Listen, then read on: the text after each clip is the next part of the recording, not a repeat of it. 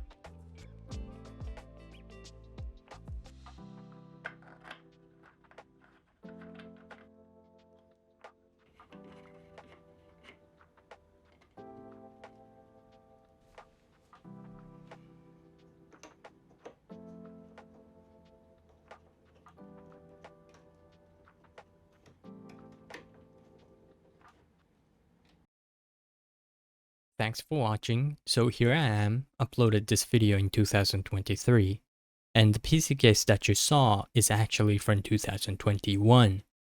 I've been using this for 2 years, and there wasn't anything bad, no thermal issues, it does what it's designed to do, but I thought it could be improved in some ways. So what you're watching is the updated, smaller and thinner version. By doing so, it can be placed to smaller desks and to make it more versatile. If you have any thoughts, any comments are welcome. Once again, thanks for watching, and I'll see you on the next one.